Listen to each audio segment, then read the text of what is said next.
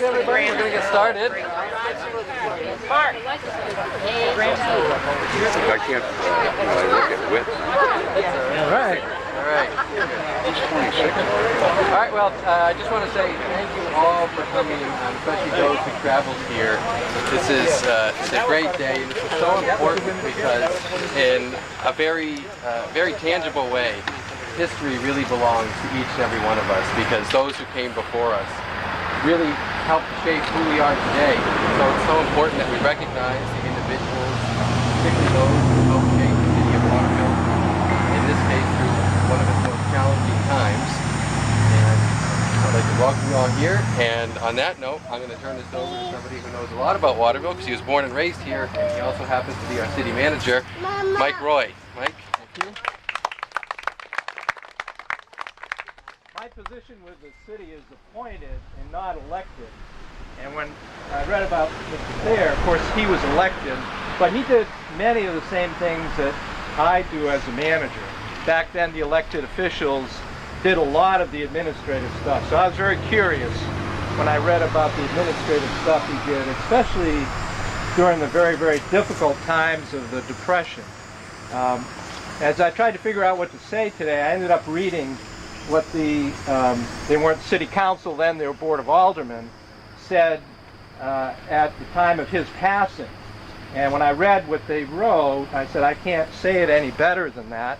So I'd like to read what they adopted at that time, and I think it says it better than any words I could offer. We, the legal representatives of the citizens of Waterville, hereby place on record our keen sense of loss in taking from us on the 3rd day of September, 1934, our leader, Eugene Thayer, mayor of the city of Waterville.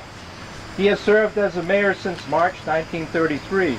When entering office, at the time of the closing of the banks, he was confronted with the problem of reestablishing the credit of the city.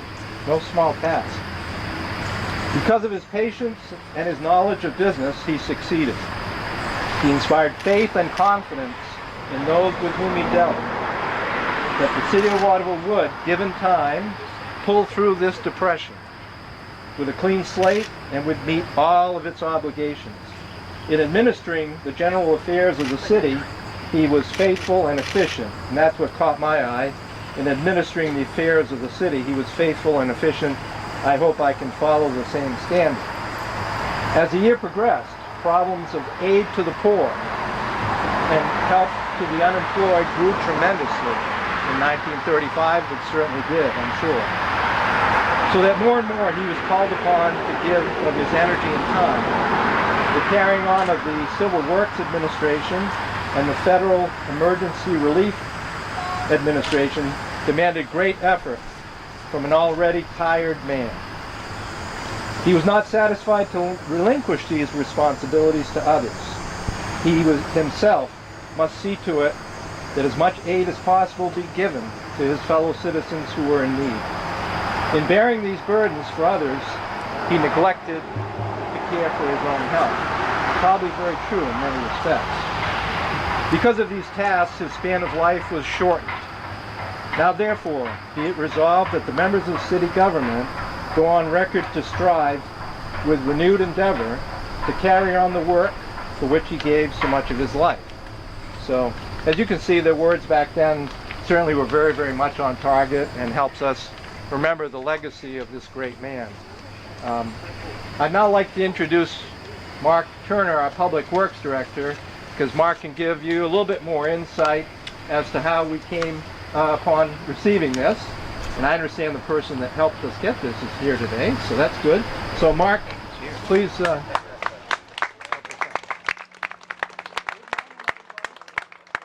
thank you all for coming and welcome. Just give you a little quick background on how this all occurred. Back in March, a pickup truck showed up at the Public Works Department and dropped off a plaque. We didn't know. Jim Goodwin. All right.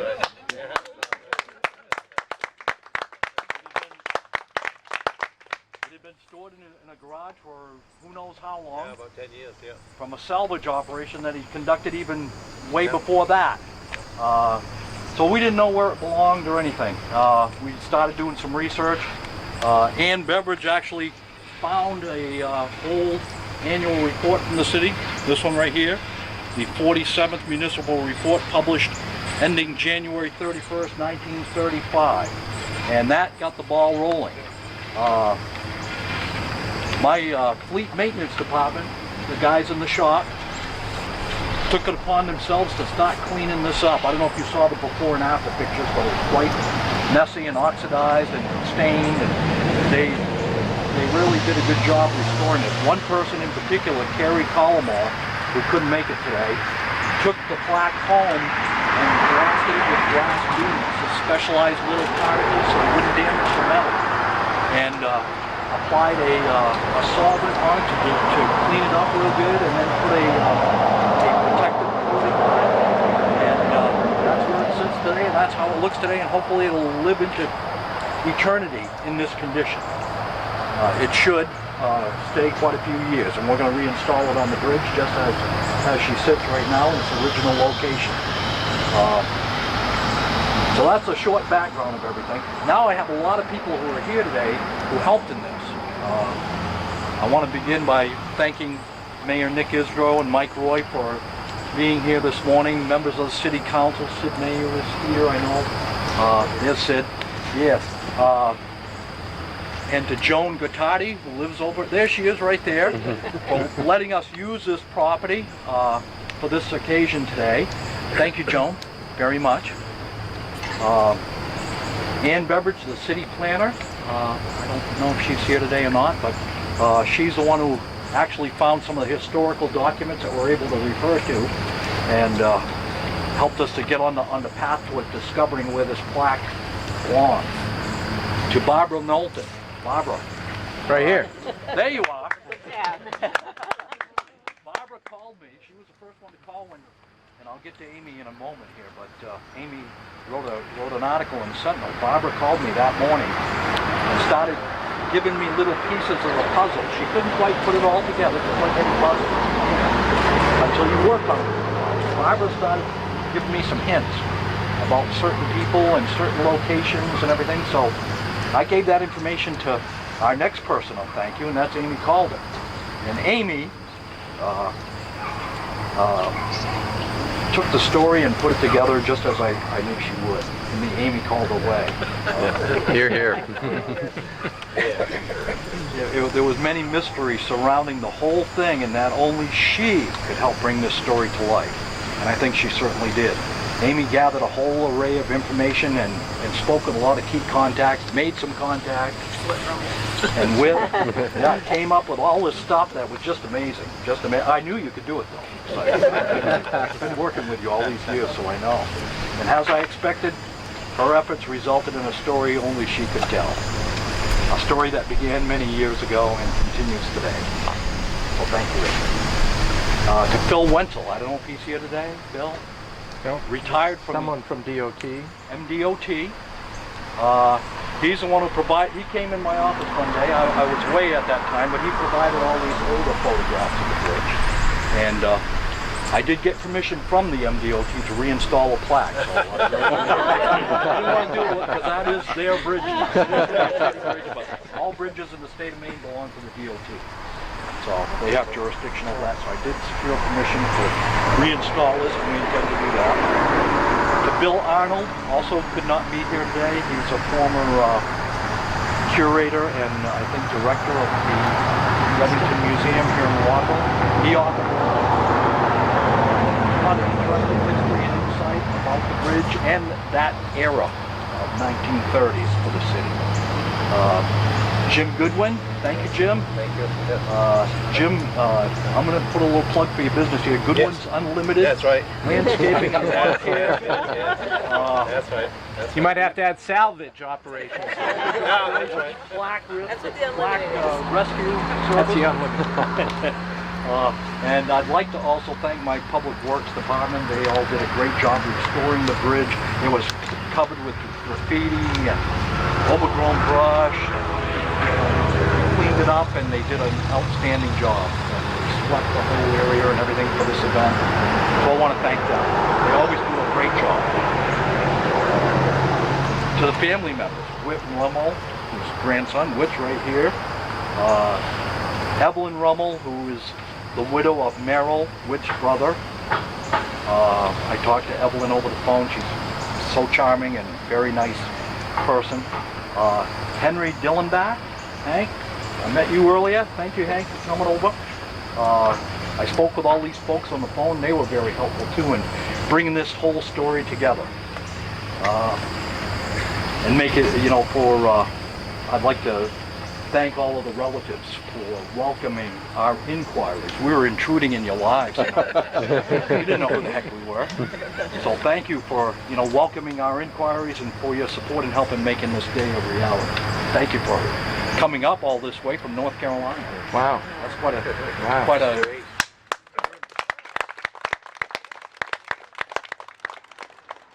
a heartfelt thank you to Mayor Eugene Thayer. He served the city of Waterville with honor and distinction during a time of overriding turmoil and suffering brought on by the Great Depression of the 1930s. As we stand here today, it is difficult to imagine what Mayor Thayer may have had to deal with on both a personal and a professional level. We know from what has been written that he gave his all in the service to the community and a good citizen. This is why the bridge was dedicated in his memory in 1935, and this is why 80 years later we take this occasion to rededicate the bridge in his honor. In closing, I'm pleased to introduce Whit Rummel, Jr., who is Mayor Thayer's grandson, to say a few words on behalf of the family. Welcome, Whit. Well, thank you. Thank you. Mark thanked everyone, but we need to thank him because very much so. If he Yes. hadn't done it, he did. Put the words right out of my I'm mouth. sorry. Okay. Wow.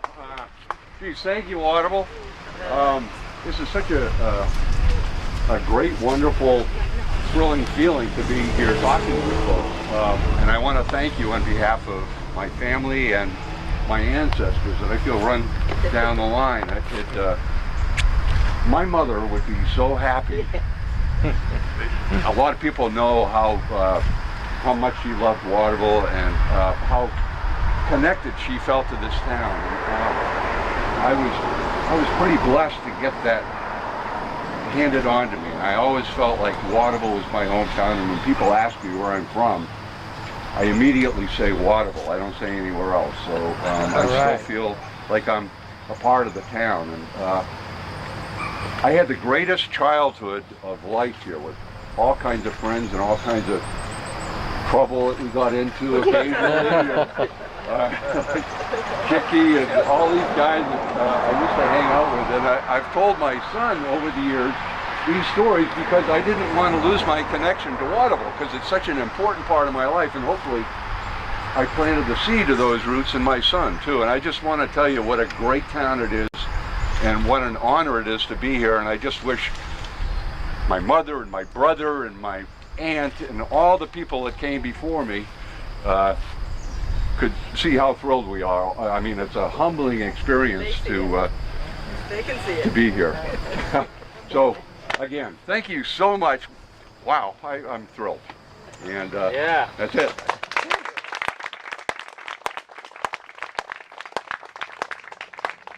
Very well done. Thanks to you. Yes. He gets 90%. Yeah. Thank you, Mark. Thanks, David. He's right like that. So this is your son?